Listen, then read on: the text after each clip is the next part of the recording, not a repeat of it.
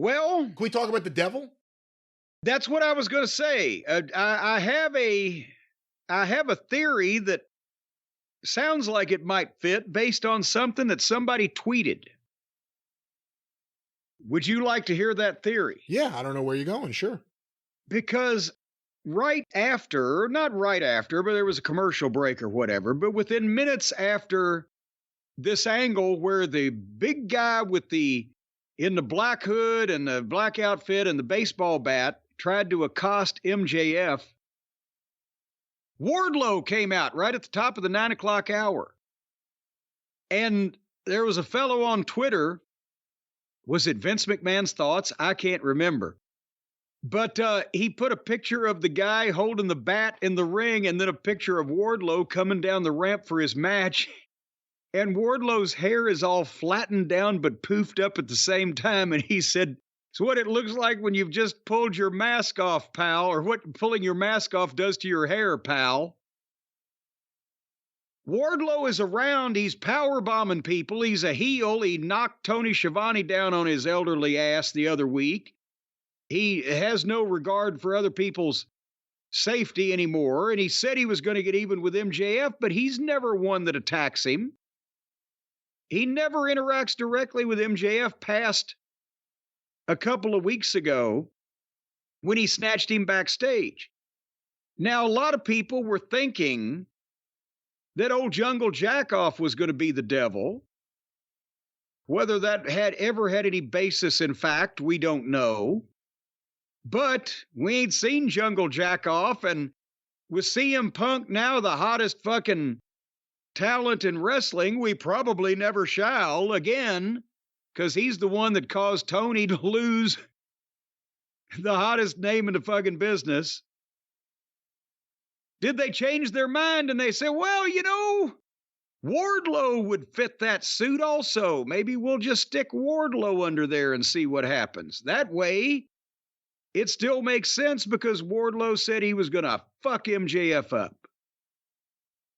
Well, I remind you that even the Black Scorpion, there were several people under the mask until Ric Flair finally was revealed as the Black Scorpion. Yes, and that is very true also. So Wardlow was under the mask. Someone else possibly was under the mask. Al Perez was a Black Scorpion. That's right. Wardlow, it's a very big change in character of all of a sudden he's not confronting things head on. He wears a mask and he has a clique.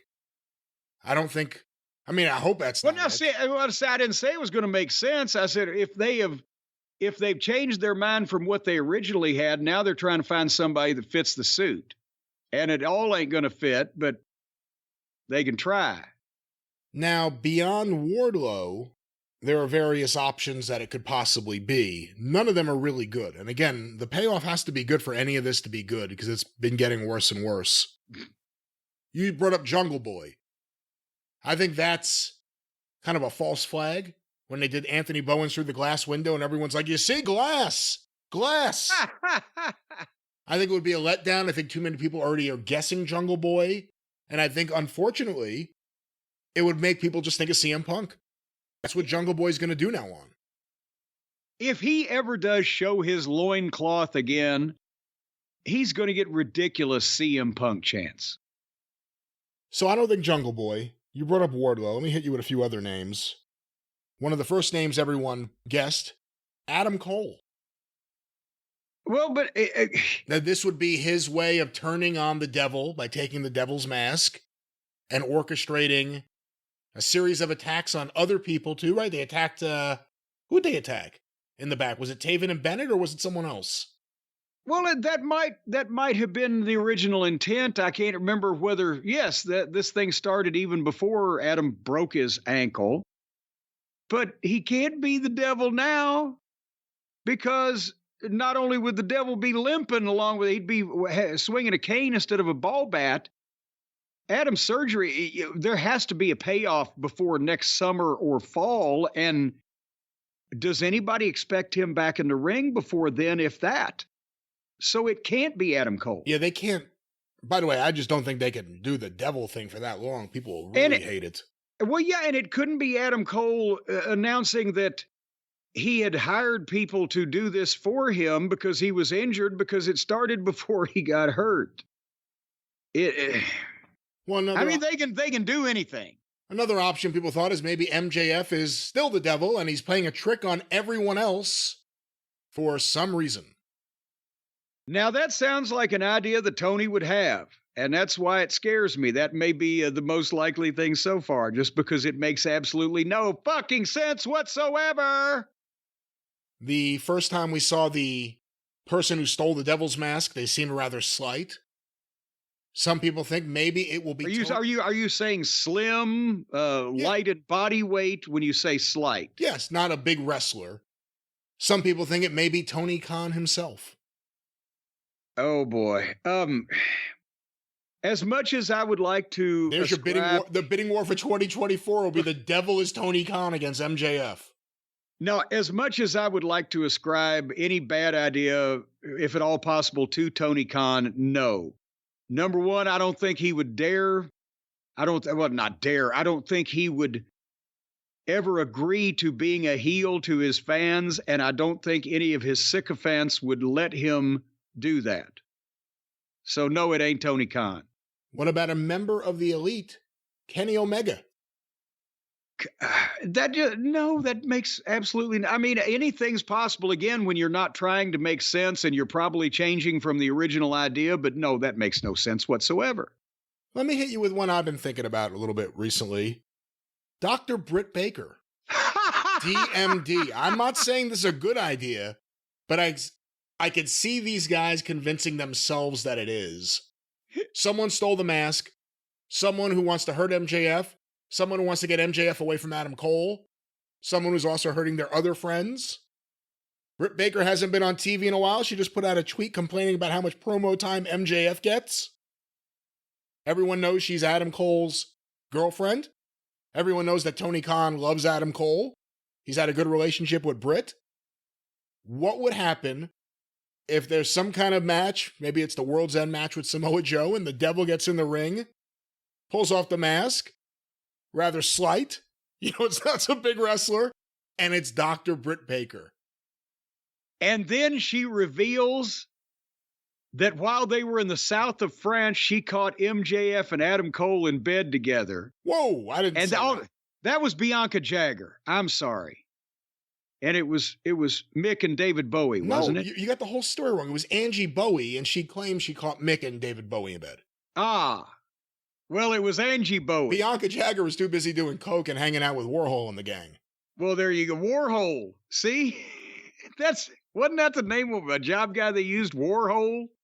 No, that was Warhorse. That was Warhorse. Yeah, he ruled ass.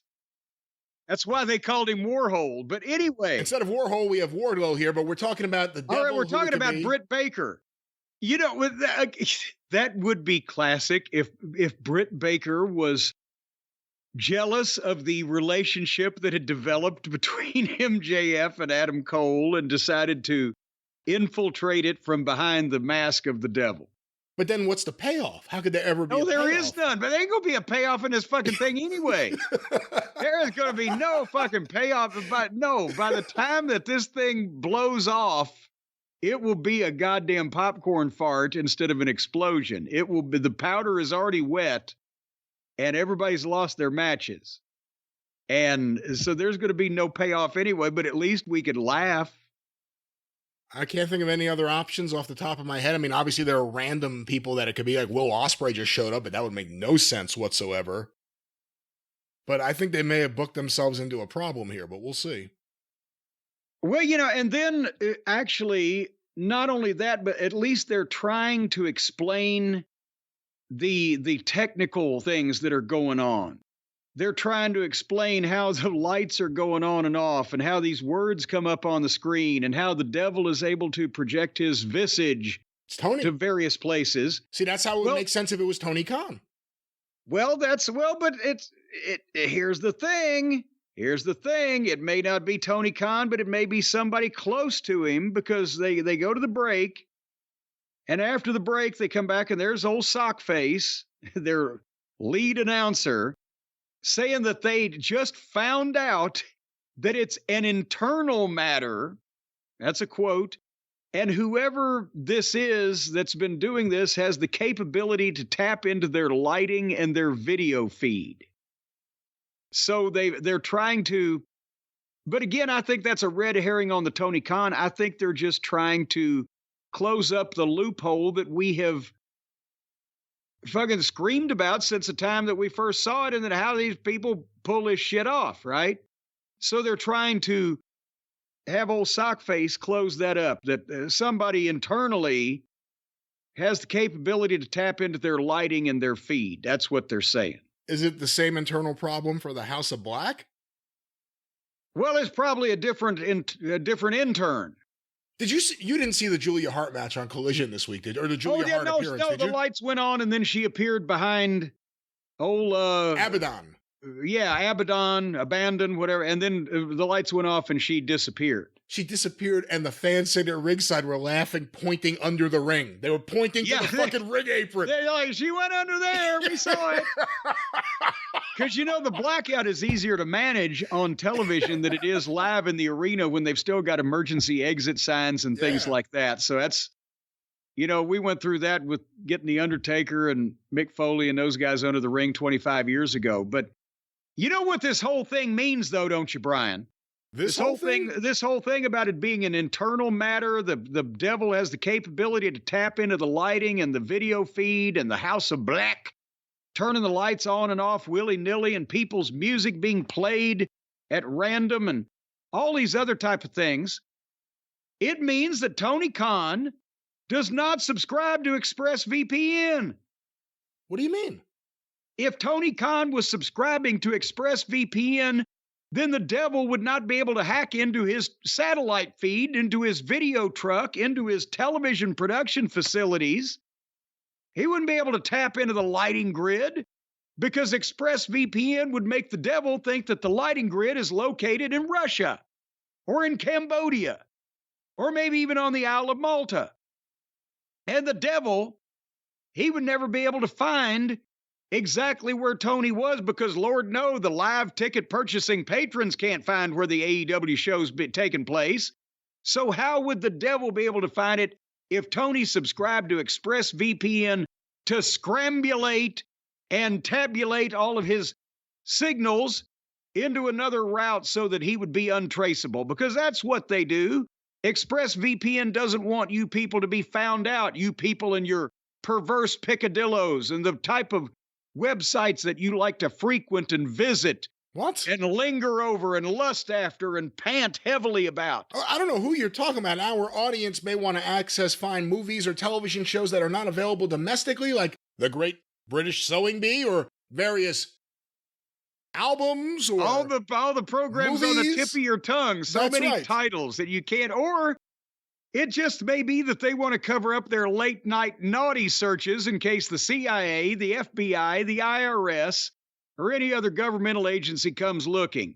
Or potentially your significant other agency that lives in the same house and might be looking over your shoulder. You scramble all this shit up, she'll think you're in Cambodia. Because private mode, which is a thing I understand that you can set on your devices, doesn't keep your activity private from your internet provider. The AT&Ts, the Verizons, they can see all the websites that you're clicking on. They know exactly where you're flicking your switch and what it takes for you to do it.